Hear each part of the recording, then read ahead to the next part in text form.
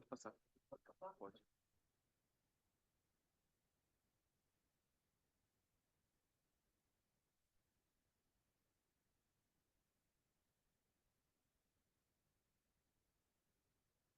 Muito prazer, profissionais do mundo da oncologia. É uma honra me unir a vocês. Apesar da minha longa jornada pela saúde de milhões de pacientes, nossa história em comum mal acabou de começar. Não é verdade? Permitam então que eu me apresente um pouco melhor. Sou muito focada e extremamente determinada. E sou assim porque meu desafio é gigantesco. Tão gigantesco quanto a minha própria motivação. Proporcionar mais saúde e bem-estar a todos que têm câncer no Brasil e no mundo. Juntos, vamos melhorar a vida de milhões de pacientes. Reframing Oncology será a nossa bandeira e revolucionar o futuro, a nossa essência. Por todos esses motivos, muito prazer, mundo da oncologia. Eu sou Daiichi Sankyo. Muito prazer. Boa tarde a todos. Eu sou Marcos André, oncologista. Estou aqui do lado do Dr. Rafael Schmerli, oncologista também, Dr. Carlos Dzic. Queria agradecer a presença de vocês. Agradecer enormemente também aí o apoio institucional da Daiichi para esse evento, da Adium também para esse evento, duas companhias parceiras da gente.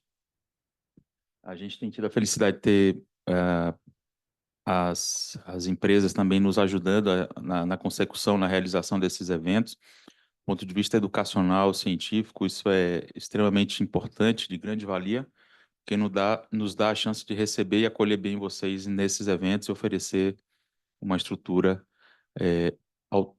como um todo, né?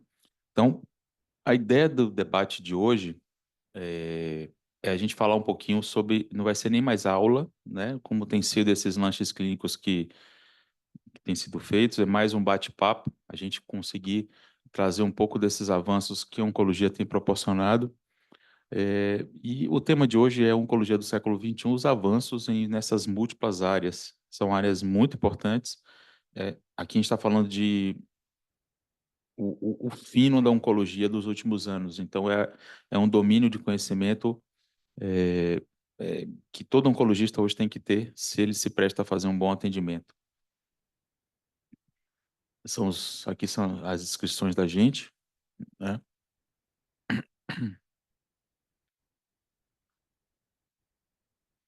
Tá. Como de praxe, eu trago alguns slides para a gente contextualizar a situação e tudo isso que a gente vai discutir. Essas são estatísticas do Instituto Nacional do Câncer, mostrando o quanto de doença de câncer se tem hoje no Brasil. A cada ano essas estatísticas aumentam, então já estamos aí já passamos a casa dos 700 mil novos casos, próstata e mama, liderando, sendo que primeira vez aqui que alguns tumores entram, né? Você vê aqui fígado entrando em homem, pâncreas entrando em mulher. Então, isso tudo reflete hábitos de vida, alimentação e obesidade. Eu passo ou você passa? É que aqui não está indo. Bom, isso tudo faz com que existam grandes desafios para a gente, só que esses desafios têm sido acompanhados de grandes tratamentos que têm proporcionado que a quantidade de pacientes vivos e sobreviventes seja bastante grande. Essas estatísticas não estão tão atualizadas, mas é mais ou menos isso. E a gente busca, dentro dessa proposta da conversa de hoje, falar então um pouco como que a gente refina cada vez mais esse tratamento para achar pacientes cada vez mais candidatos a certos tipos de terapia, né? Boa parte desses indivíduos se apresenta com doença avançada e é exatamente para essa população que a gente tem... Deixa eu ver se volta aqui. Que a gente tem direcionado boa parte desses grandes avanços que a gente tem visto em imunoterapia, drogas-alvo, ADC e as novas quimioterapias. Então, só contextualizando também, terapia-alvo, na verdade, esse princípio de chave-fechadura. A gente pega o bloco de parafina, pesquisa mutaçõezinhas aqui, ou alterações genômicas, na verdade, fusão, mutação, dentre outras alterações genômicas, buscando fechaduras. E, para tanto, a gente tem as diversas formas de neutralizar essa fechadura com as chaves. A gente pesquisa no bloco ou a gente pesquisa no sangue na chamada biópsia líquida, ou o tal do ctDNAs, DNA tumoral circulante, buscando exatamente esses biomarcadores, ou seja, as fechaduras, né? Essa é uma definição de biomarcadores. E aí eu vou trazer para a conversa aqui o Rafa e o Dr. Carlos. Tem um microfone aqui a mais, deixar com o Dr. Carlos. Bom, frente a isso tudo que a gente já passou até aqui, pessoal, como é que vocês têm? Eu sei que o Dr. Carlos tem uma visão muito interessante sobre oncologia, tem uma experiência bastante grande, né? Já viu desde o nascedouro até aqui, né, Dr. Carlos, eu, Rafa também, eu de alguma forma também, a gente pegou, não, mas quem está há 20 anos na Você é oncologia mais velho, eu sou menos velho. Essa é a única diferença. pegou essa caminhada toda, né? Desde químio, a gente só tinha basicamente químio, até o nascedouro disso aqui com aqueles, aqueles alvos em leucemia mieloide crônica, o cromossomo Filadélfia, passando por EGFR e ALK, até chegar aos dias de hoje, que está uma profusão de informações.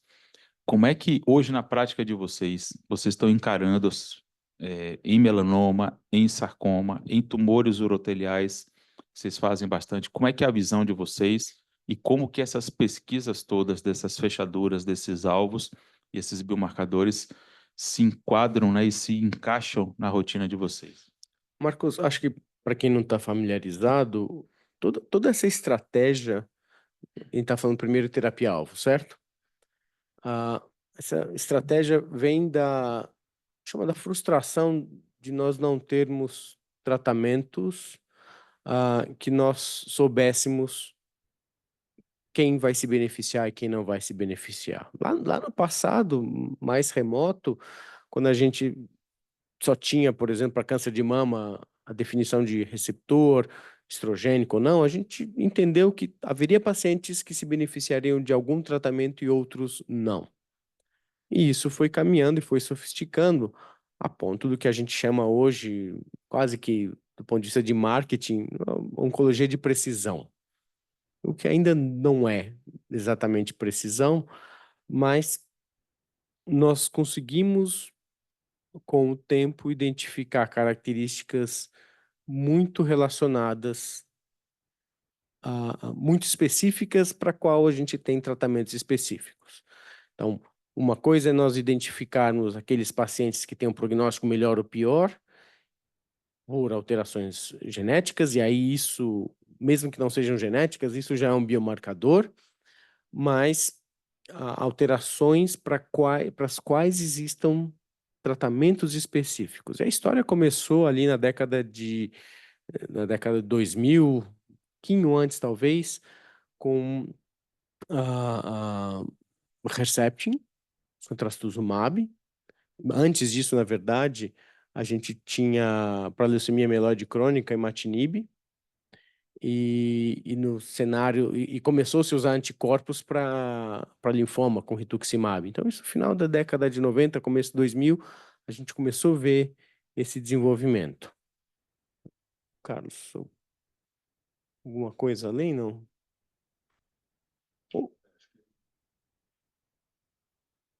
O Marcos comentou, né, da primeira estratégia-alvo foram os receptores de estrógeno e progesterona no câncer de mama, né?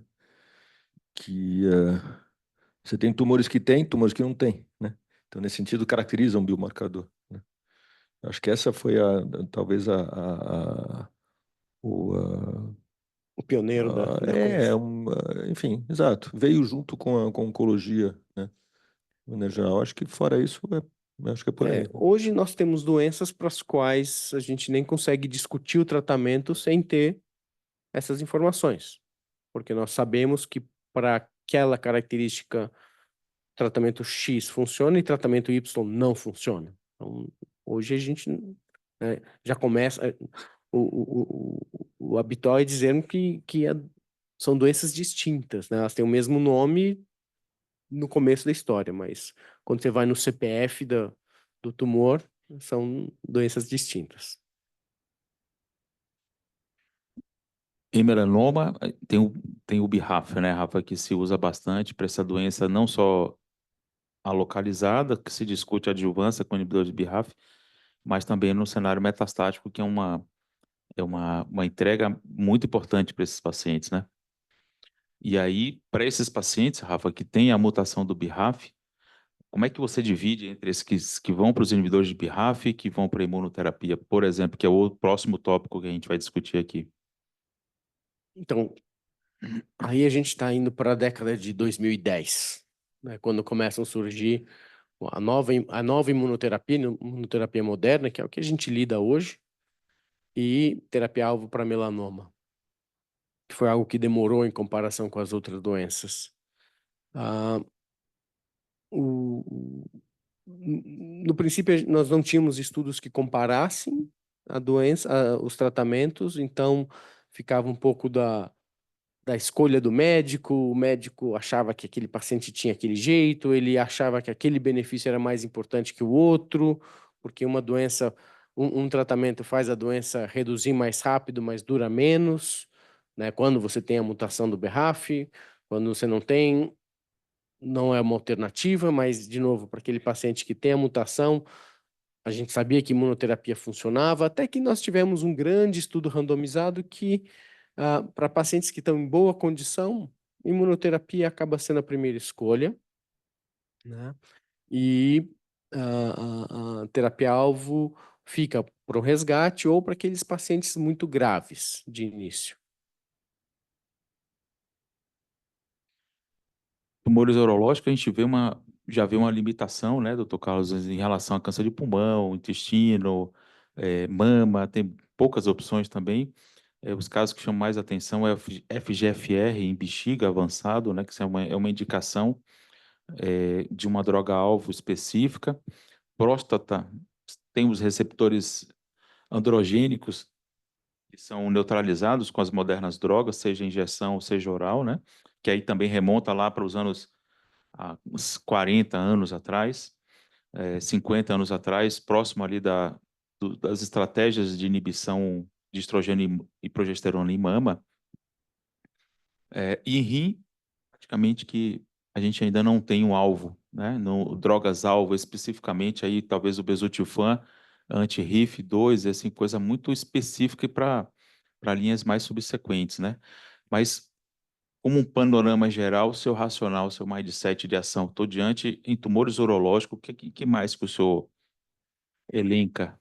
Então, eu queria responder de um outro jeito isso, né? Não sei se o público leu um livro, ouviu um livro chamado A Biografia do Câncer, O Imperador de Todos os Males, livro de um indiano chamado Siddhartha Mukherjee, né? Lá ele começa a história, e vale a pena você acompanhar. Eu acho que a gente, e ele, conforme eu li esse livro, isso ia me ocorrendo. A oncologia, ela foi, em grande parte, desenvolvida pela indústria farmacêutica,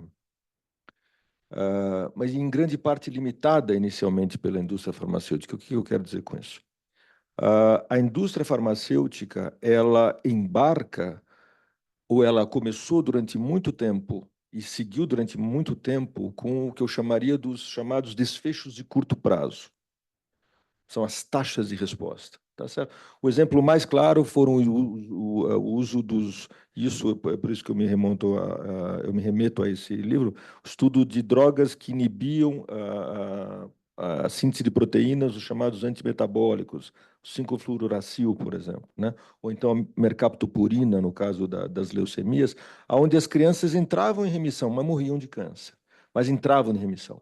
Então, e era uma estratégia que tinha um resultado rápido, você conseguia medir isto rapidamente, isso criava um certo entusiasmo mercadológico, e por aí foi, quando, na verdade, naquela ocasião já existia uma ideia de que a imunoterapia seria provavelmente mais eficiente do ponto de vista de cura do câncer, né? Só que a imunoterapia daquela ocasião era uma imunoterapia de longo prazo, tá certo? E ainda é hoje, talvez, uma imunoterapia de longo prazo, tá certo? Então, aquilo que é de curto prazo, naquela ocasião, estamos falando da começo do século XX, né? Sei lá, acho que estamos falando da década de 40, 50, talvez, onde a quimioterapia servia para tudo, tinha efeitos de curto prazo, portanto, era bom, né? Ainda não tinha um foco tão grande. Imagina, você descobre uma coisa que tem um efeito rápido e aquilo que todo mundo quer, que é a cura, parece tão distante ainda, mas eu já tenho alguma coisa que eu posso ajudar agora, e isto segurou, do meu ponto de vista, isso segurou a pesquisa na oncologia e a formulação de novas drogas, porque ficou presa numa perspectiva de curto prazo, certo? Aquilo que curava, em um pouco mais década de 90, era a interleucina 2. A interleucina 2 curava melanoma, tudo bem, 9%, 10%. Pô, qual é a doença metastática que cura? É, câncer de pulmão não cura doença metastática. Câncer de intestino não cura doença metastática. Câncer de mama não cura. Câncer de qualquer das doenças do tubo digestivo não cura. Mas melanoma cura doença metastática. Ah, cura 1 em cada 10. Não importa. Câncer de rim cura na doença metastática. Câncer de bexiga, 20%, se todas as curvas de câncer de bexiga metastático, você tem um platô ao redor de 15, 20%. Isso não existe em nenhuma outra estratégia, em nenhum outro modelo de câncer. Então, a gente saiu de uma situação de muita coisa sendo jogada no mercado, bons resultados de curto prazo, nenhuma informação em relação à cura, né? E nesse meio tempo que começaram a surgir depois, quer dizer, nós estamos falando do começo agora, final da década de 90, começo do século XXI, né, que é o tema da cura, e começa a surgir esses tais biomarcadores, né? E foi um desenvolvimento. E agora a gente tem um retorno, na verdade, da imunoterapia, que começou lá atrás, tá certo? Então, BCG, levamisol, interleucinador, isso tudo era imunoterapia, né? Morreu porque era necessário um número grande de pacientes para demonstrar um desfecho que ficava muito lá na frente, tá? Era difícil você vender isso, tanto para os tanto para os médicos quanto para o público, né? Então, se esgotou, a quimioterapia se esgotou, na verdade. A gente não tem drogas novas de ação quimioterápica geral que interfere em DNA, em duplicação, em síntese proteica, etc. E aí era o caminho foi inaugurado pelo câncer de mama, né? O câncer de próstata eu acho que ajudou um pouco nesse sentido, mas câncer de mama. E aí você entra dentro dos biomarcadores, né? E que ajuda, na verdade, uma quantidade muito pequena de tumores, né, do meu ponto de vista. Talvez o teu exemplo, né, em relação aos cânceres de pulmão talvez como eu vejo, são os modelos mais acachapantes, né, de resultados impressionantes do uso de biomarcadores. Obviamente, melanoma, com os melanomas que têm a mutação de BRAF, sem dúvida nenhuma, eu acho que segue junto, né? Fora isso, você tinha o câncer de mama com Herceptina, HER2, etc., que também é discutido. Eu acho que são os 3 blockbusters dessa era aí, né? Tem uma outra coisa que eu acho que vem depois, que, no meu entender, para mim, é a revolução mais importante na compreensão da biologia tumoral. Mas vamos deixar um pouco mais para frente isso. Só um último comentário. Claro. Você ainda vai falar de terapia-alvo? Estamos já no finalzinho, já vamos passar para a imuna. Hoje a gente chegou na ousadia. A ousadia foi tanta na terapia-alvo que a gente começa a tratar tumores baseado em mutações independentes da histologia. Então, você tem histologias que são... Bom, já que você está falando, eu já vou passar aqui. Você vai Isso aqui pegar são aí os pra gente. alvos, mas assim, é muito... Vou passar aqui. Vamos para os... A gente começa a ter Aí, vou passar aqui tratamentos que são também. baseados em mutações independentes da histologia. Então, você tem lá o É. câncer de mama, que tem HER2, mas aí você tem o câncer de pulmão com HER2, você tem outras doenças que a gente vai utilizar, câncer de Aqui. estômago com HER2. e eventualmente Bexiga. bexiga. Então a gente chega em BRAF, que está aparecendo agora para diversas histologias, a gente começa a tratar independente da histologia, e o N-Track, que é o grande exemplo disso, que é o paciente que você vai tratar. Não existe, são pouquíssimos os tumores que a gente tem uma preferência maior. A gente vai para todo mundo, né? Acha muito pouco, é um unicórnio quase. Mas É exatamente isso que o Rafa É um falou. exemplo. Ah, múltiplas aplicações, múltiplos sítios primários, então a gente está falando de uma alteração genômica ubíqua, praticamente presente virtualmente em qualquer neoplasia sólida avançada. Então, essa é uma mudança de paradigma e é o desejo da gente. Então, fugindo de biomarcadores específicos para primários específicos, né? FGFR em bexiga, BRAF em pulmão, em melanoma. Aqui a gente está falando já de uma alteração HER2 em mama, mas aqui a gente está mudando um pouquinho, identificando que algumas alterações podem acontecer virtualmente em qualquer neoplasia e devem ser buscadas como uma forma também de ampliar propostas terapêuticas para esses pacientes. Talvez os dois primeiros, talvez não, os dois primeiros grandes exemplos disso foram essas alterações que o Rafa falou, do NTRK, que é uma fusão, ou seja, uma parte de um gene se junta com outra parte de outro gene, formando um terceiro com potencial oncogênico, com potencial de gerar câncer. E a outra foi a instabilidade, a chamada instabilidade microsatélite, que são acúmulos de alterações no material genético, gerando neoproteínas que aumentam absurdamente a possibilidade de exposição e de reativação imunológica. Então, alvo para imunoterapia, alvo para droga, alvo, né? Então, buscando droga alvo aqui. Então, essas foram as primeiras. Na verdade, a gente tem mais. Temos aqui, isso tudo levou a aprovações específicas e, recentemente, essa publicação trouxe uma grande lista do que a gente já tem disponível, né? Então, essas aprovações agnósticas de medicações em cima de alvos específicos que podem acontecer em qualquer neoplasia, já existe, já é uma realidade. Os primeiros foram aqueles que eu falei para vocês, o N-Track e o pembrolizumab N-Track em fusão de larotrectinib em fusão de N-Track e o pembrolizumab para pacientes com instabilidade, ou seja, imunoterapia para pacientes que têm uma alta, alta formação de neoproteínas anômalas.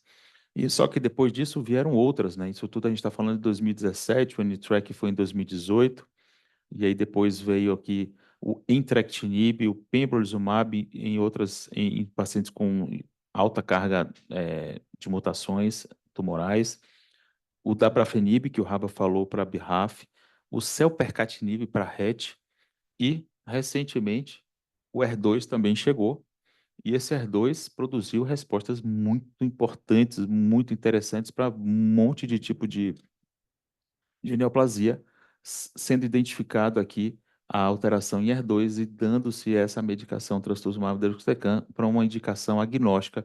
Olha a quantidade de respostas e a quantidade de neoplasias contempladas, né? Então, isso tudo ampliou bastante, levou à aprovação esse ano. Então, toda aquela lista que a gente tinha, mais essa, a gente está adiante, então, confirmando tudo isso que o Rafa falou.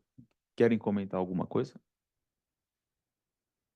Doutor Carlos, algum Não, quer dizer, a comentário? gente chegou de novo num cenário onde um tratamento praticamente universal, independente de biomarcadores, que é o caso da imunoterapia, ou quase isso, né? Quer dizer, é apenas uma questão de você conseguir. São poucos os tumores, na verdade, que escapam disso. Talvez os sarcomas ainda escapam durante um certo tempo, vamos ver até quando que vai escapar das indicações de estimulação eh, da imunidade, mas tirando os sarcomas. Acho que os tumores cerebrais estão ainda fora desse cenário, né? E agora, juntando a maioria dos tumores epiteliais, estão dentro dessa situação, né? Eu queria só fazer um comentário que eu acho que uma outra informação extremamente importante que nós temos agora, que era visivelmente diferente há 30 anos atrás, ou pelo menos um pouco mais do que isso quando eu me formei, o indivíduo tinha uma doença, a gente estava tratando com remédio. Aí aparecia uma modificaçãozinha, parava tudo.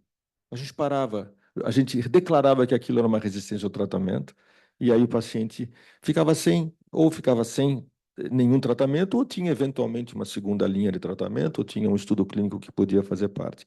Então, isso parece uma coisa, bom, é claro, quer dizer, o indivíduo está tratando, tem uma progressão, o remédio já está resistente, né? O tumor já está resistente, o remédio já está ineficaz, né? Esse é um conceito que mudou. A gente não pensa mais assim, tá certo? Então, a gente não pensa mais assim porque hoje, e isto graças à mudança da compreensão do que é câncer, né? E câncer, a gente sabe que hoje ele não é mais a mesma doença em todo lugar no mesmo indivíduo, né? Então, hoje a gente entende, então tem dois estudos extremamente importantes, onde é aquele tipo de estudo onde eles pegam um paciente, estudam profundamente esse paciente e publicam na revista mais importante da ciência, que é Nature, por exemplo. Ou New England Journal, que é uma revista de um impacto científico muito alto. Então, o que eles fizeram? Eles pegaram um indivíduo com câncer de próstata numa publicação, um indivíduo com câncer de rim numa outra publicação, e foram estudando as metástases, e fizeram o que se chama de sequenciamento genético das metástases.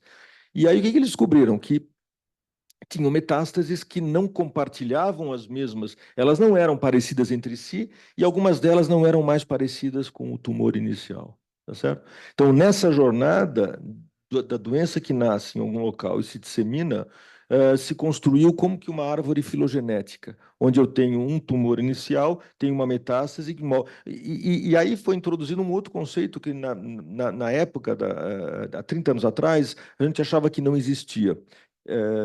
Não sei se faz sentido para vocês, talvez vocês já pegaram isso depois, mas a gente não acreditava que metástase gerava metástase. A gente não acreditava nisso, tá certo? E hoje a gente sabe que isso é uma realidade, tá certo? Por que eu estou falando isso? Porque hoje nós seguimos com remédios, os melhores remédios que a gente tem, seja baseado em biomarcadores, seja oral, seja remédio de droga-alvo, seja imunoterapia, mas e junto com uma melhoria na capacidade de rastreamento de imagens, e o PET scan aí ele traz uma inovação importante, quando eu vejo que o indivíduo tem várias metástases, ele está em tratamento, e numa imagem existe uma piora de um determinado setor de metástases, eu trato isto e continuo com o mesmo tratamento. Tá certo? Então, eu não raciocino, o raciocínio da progressão da doença é diferente hoje do que era 30 anos atrás. É possível que isto, por si só, venha aumentar a sobrevida, porque eu continuo a aproveitar o máximo da minha droga para a maior parte de câncer que aquela pessoa tem. Não sei se ficou claro para vocês isso. Isso parece óbvio, mas não era 30 anos atrás. 30 anos atrás, o camarada, pum, aparecia mais uma bolinha no pulmão. Caramba, progressão para o tratamento. Tá certo? Isso mudou bastante. Perfeito. E confirmando, então, trazendo aqui o reforço de como esses biomarcadores eh, agnósticos eles são tão importantes, essa identificação da instabilidade microsatélite serve para dar pembrolizumab num contexto pan-tumor, mas também a coisa cresceu e avançou de tal forma que a gente já vai entrar na seara da imunoterapia, que é a incorporação específica desses biomarcadores para tumores específicos. Então, historicamente, um paciente com câncer de intestino, o Felipe não está aqui, mas historicamente um paciente com câncer de intestino avançado, esse paciente era tratado com quimioterapia, um Folfox, um Folfiri, mais ou menos cetuximab, mais ou menos bevacizumab. E o pembrolizumab simplesmente destronou o tratamento com esses esquemas nessa população com instabilidade, quase que dobrando, quase não, dobrando a sobrevida global, a sobrevida livre de progressão, perdão, nessa população.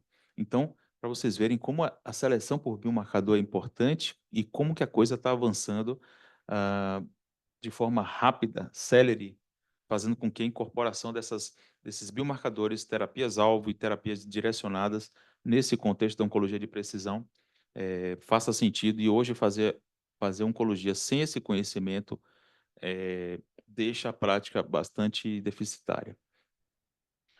Avançando para uma área aqui bastante importante, por motivos que muitos de vocês já conhecem, que é a imunoterapia, ela busca explorar o efeito das células do sistema imune. Quem já viu um órgão transplantado ser rejeitado, sabe todo o poder de um sistema imune, um fígado se desfazer, um rim transplantado necrosar, se liquefazer. Então, a gente tenta, a gente que eu digo ciência, tenta utilizar todo esse potencial dessas células. Ela não tem esse nome à toa. Células NK, matadores naturais, células matadoras naturais. Então, as células NK com potencial destrutivo gigantesco e as células T citotóxicas também não têm esse nome à toa. Então, a gente busca utilizar essas células para o combate aos tumores.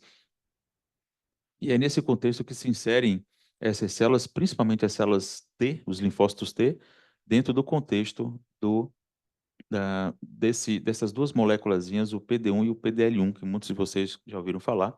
O PDL1 presente na superfície da célula tumoral, mas não só dela, também de outras células, como células dendríticas, por exemplo, que são células apresentadoras de antígeno, e as células T aqui também com ela o seu par, o PD-1. Então, essa ligação é uma ligação espúria que desliga, digamos assim, entre aspas, desliga as células tumorais, as células do sistema imune pela célula tumoral. E essas imunoterapias que a gente dá é basicamente para se interpor aqui, ó, desfazer essa ligação. Então, inibir quem está inibindo. E, em função disso, o prêmio Nobel de Fisiologia e Medicina foi dado para os descobridores dessa interação, e isso levou depois dessa descoberta, a aprovação de uma série de drogas que já devem ter ouvido falar: ipilimumab, nivolumab, pembrolizumab, avelumab, durvalumab, e atezolizumab, e por aí vai. Tanto que hoje a gente já tem aprovação de imunoterapia para um monte de indicação. Eu botei outras ali porque não para, né? Então, não para. Comentários, meus amigos. Não, acho que o comentário geral da imunoterapia é que a gente tira proveito da capacidade do sistema imune reconhecer aquilo que não nos pertence. Você intensifica essa capacidade, né, para destruir. Então, você vai ter tumores que vão e que vai tirar o benefício dessa chave que desliga a célula imune, então, que o Marcos mencionou, PD-1, PDL1. Então, você vai bloquear o desligamento do linfócito. E algumas doenças, elas são melhor reconhecidas. Um exemplo, o carcinoma espinocelular de pele, porque é uma doença que tem tanta alteração genética causada por radiação ultravioleta que fica muito fácil para o sistema imune reconhecer. Então, a gente nem utiliza essa relação chave-fechadura no nosso processo de decisão. Então, é só uma característica da onde vem isso, né? E aqui no 214, o checkmate 214 de nivolumab mais IP, né, doutor Carlos, a gente vê que aqui, em imunoterapia, isso vale para o Rafa aqui também, né, no estudo pivotal, o 067, aqui a gente vê em RIM 214 um platô, né, doutor Carlos? Então, com imunoterapia, esse platô que o senhor mencionou da imunoterapia, que era ali na casa dos 10%, a gente vê aqui, ó, já subindo bastante esse platô de pacientes que acaba ficando bem a longo prazo, né, doutor Carlos? Eu acho que a gente está experimentando curar câncer, né? Coisa que não estava no nosso horizonte até 10, 15 anos atrás, provavelmente. Mudou o patamar aqui, né? Então, um L2 em rim metastático ou melanoma metastático curava, mas não nesse patamar que a imunoterapia está gerando, né? Por exemplo, aqui no do Rafa, olha aqui, a gente está falando em 5 anos, 60 meses. Rafa participou desse estudo aí. Era o IP-Nivo versus... Não, era o IP... Ah, não, você participou daquele lá do Ciro, que era o IP com dacarbazina versus dacarbazina, né? Aquele primeiro estudo, que já era um espanto. Dobrava a Era um sobrevida. tumor que tinha uma sobrevida global mediana num cenário metastático em torno de menos de um ano, né, Rafa? E aqui Era 9 meses, mudou para 90. a gente está vendo só metade desses pacientes vivos em 5 anos, né? Então esse é o patamar que a imunoterapia nos trouxe. É algo surreal o que está acontecendo, felizmente, né? No bom sentido. A única coisa que eu acho que é uma frustração, pelo menos, é que o SUS, o serviço público, não tem acesso a essa, né? Então, esse é um problema. Esse é um problema extremamente grave, um problema que faz os médicos sofrerem, eu garanto para vocês, né? E os médicos, pelo menos os médicos de todos aqui já participaram e bastante dentro do serviço público, isso a gente não consegue levar, né? E só tem um jeito da gente levar isso, né? Quer dizer, ou o país compra a patente do remédio e passa a usar, e passa a vender internamente ou para os seus vizinhos a um preço muito mais barato, como se, por exemplo, o Mercosul comprasse a patente do pembrolizumab. É óbvio que a MSD não vai vender. Se vender, ou pelo menos, e vai cair. Ela Já vai caiu. esperar até o final, e já caiu, enfim. Então, essa é uma possibilidade. Outra possibilidade, que eu acho que é uma frustração para mim, pelo menos, é que nós falhamos, né, em fazer teste de imunoterapia em dose baixa. Isso já está sendo ensaiado em vários outros países. A Índia tem alguns estudos, em cabeça e pescoço, por exemplo, onde a gente não precisa usar as doses que vocês conhecem. Eu sei que tem pessoas aqui que manipulam os remédios, né? Eu não preciso dar 200 miligramas de pembrolizumab, provavelmente 20 miligramas já é suficiente, né? Eu não preciso dar 480 de nivolumab, talvez 50 já é suficiente. Então, é necessário que alguém faça um estudo e só quem pode fazer somos nós. E até onde eu sei, não há no nosso serviço público nenhuma iniciativa nesse sentido. Não é uma coisa fácil, coloca a gente em conflito imediato com a indústria farmacêutica, com agências reguladoras, mas há que se ter coragem para se fazer isso. E só quem faz é quem precisa, e nós precisaríamos fazer. Então, essa é uma frustração, mas a gente não tem acesso a essas medicações.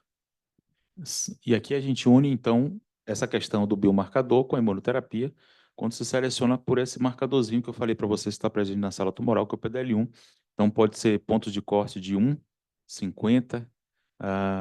Tem alguns estudos em cabeça e pescoço, em tumores ginecológicos, que o ponto de corte é 20%. Mas aqui a gente tem a possibilidade de associar, então, para essas populações específicas, também como ponto de corte. Então, todas essas drogas aqui, o pembrolizumab, aqui o atezolizumab, aqui o cemiplimab, né? Então, todas essas são opções de utilização específica para os pacientes com a hiperexpressão. Isso vale para outros estudos também, ou imunoterapia pura, ou também em combinação, como o quimioterapia com cemiplimab. Aqui eu trouxe só o avelumab para contemplar aqui, doutor Carlos, que é uma medicação importante, também utilizada em tumores urológicos, como manutenção no cenário metastático pós-pacientes terem tido boas respostas com uma indução com quimioterapia. Então, essa manutenção fez subir o patamar também. Então, você vê o poder e a utilização de imunoterapia hoje é uma coisa em franca expansão, em múltiplas áreas, né?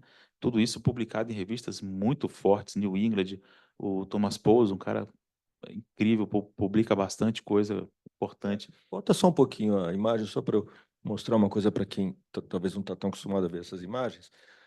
Vocês estão vendo que aqui tem duas curvas, uma que é melhor do que a outra. Ela mais alta significa que um número maior de pacientes está sem doença ou sem progressão de doença ao longo do tempo. Aqui tem duas informações.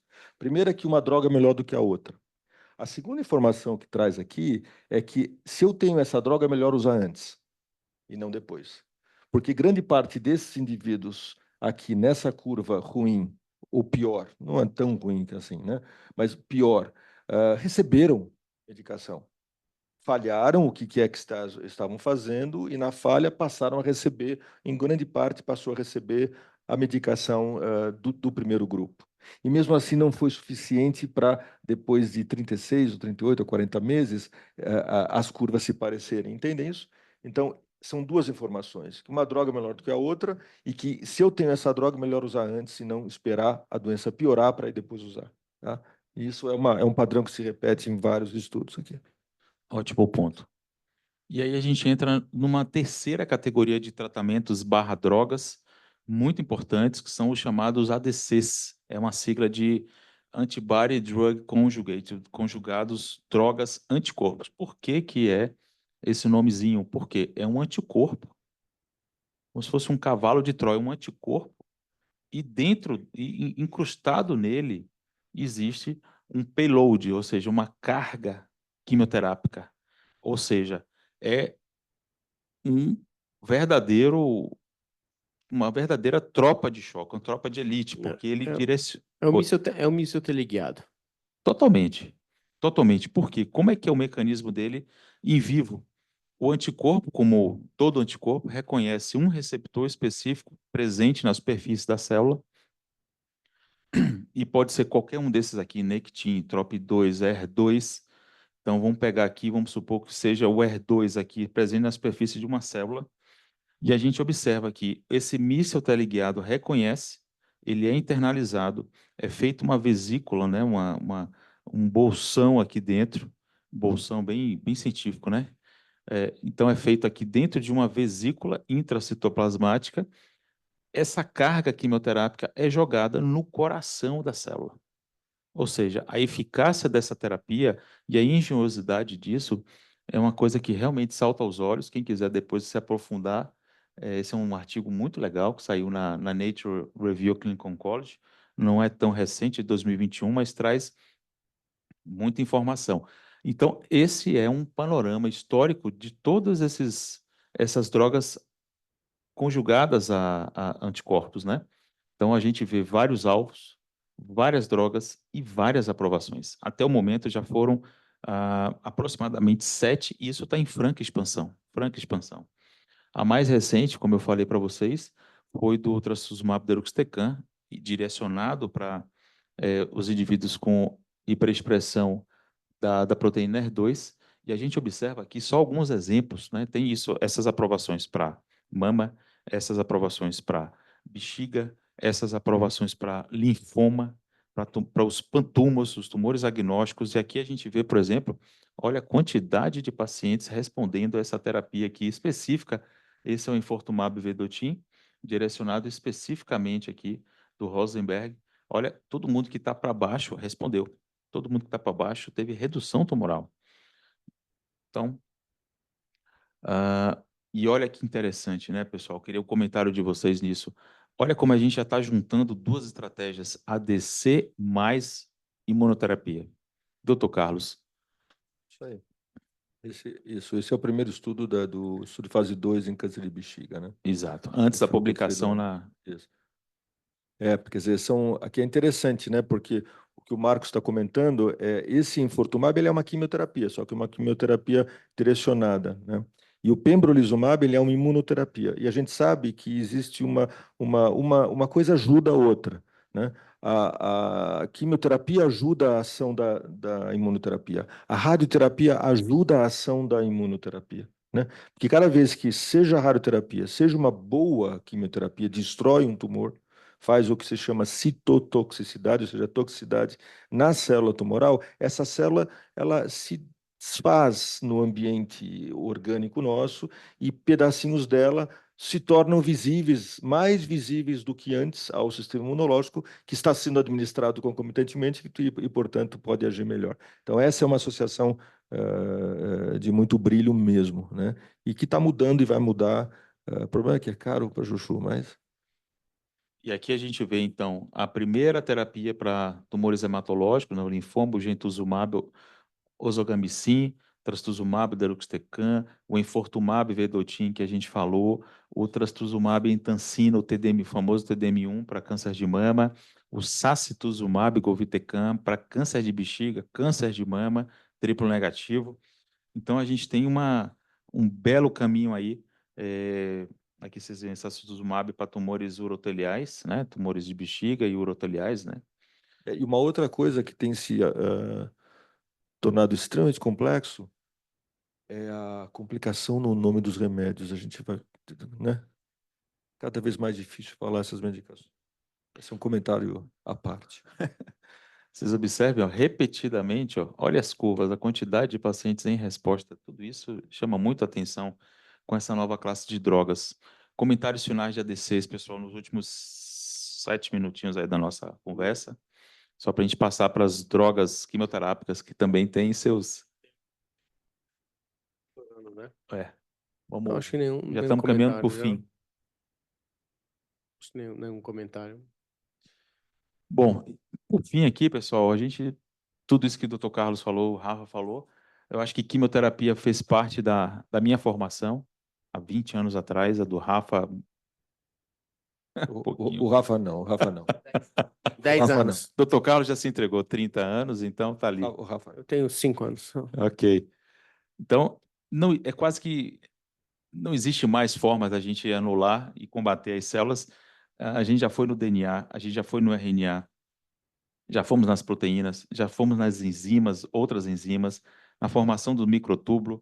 Só que, mais recentemente, algumas medicações têm surgido, como o Abraxane, né, o paclitaxel associado a nanopartículas ligado à albumina, e aqui também o doxorubicina, que é uma droga bastante antiga, né?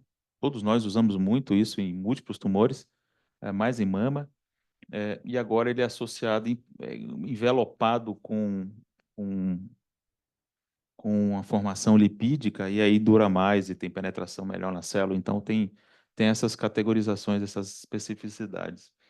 Alguma algum comentário final sobre isso, pessoal? Isso não tem graça. Muito bem. Eu acho que para ficarmos aqui no tempo, temos um minuto. Eu não tenho comentários finais, tudo que eu tinha que falar eu já falei. Rafa, Dr. Carlos, algum comentário final? Vou abrir para perguntas, depois a gente encerra. Acho que o único comentário final é que existia muito niilismo, assim, muito de quem não estava na oncologia, da expectativa de beneficiar o paciente. Isso hoje é importante que os colegas reconheçam que a gente consegue ajudar de forma muito importante. Câncer era uma situação de, o paciente tem câncer, deixa ele quietinho, não incomoda. Hoje a gente consegue, a gente tem mudado a vida desses pacientes e não são todos, infelizmente, mas a gente tem mudado aí a história.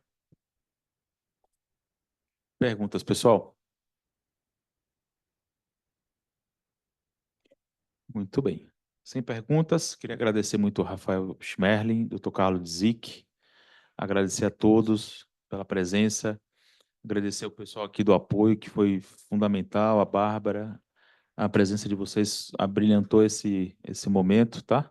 Obrigado. Agradecer a Adion, a Daichi, por todo esse suporte que vocês deram, têm dado e darão para o grupo.